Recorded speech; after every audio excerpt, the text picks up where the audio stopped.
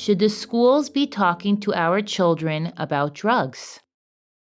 It's always going to be a debate, I think, whether to expose innocent kids in order to inform and protect those who are engaging in risky behaviors. And there are going to be powerful arguments for both sides of this debate. My approach is it's better to inform innocent kids than to leave the exposed kids unprotected.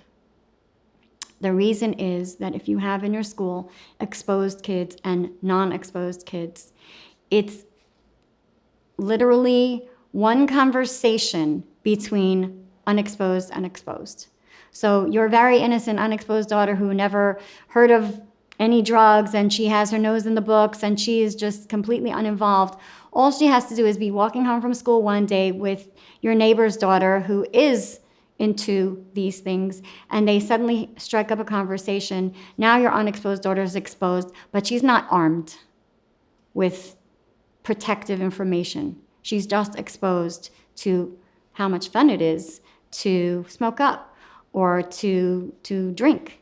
So it's always safer to err on the side of caution and give the information to all children. And you can always, as a school, you can always target certain groups of kids for more specific instruction because you know that they're involved in risky behaviors.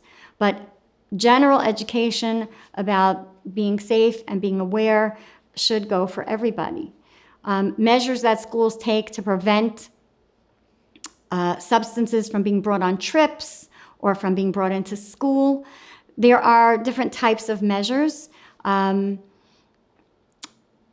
Prevention is always better. They say an ounce of prevention is worth a pound of cure.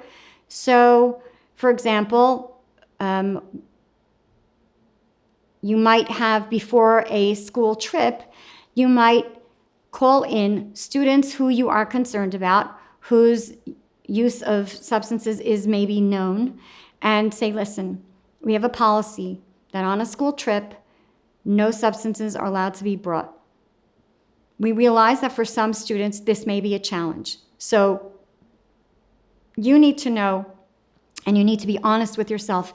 If you can't control yourself from bringing this substance, then we're going to ask you to please refrain from joining the trip.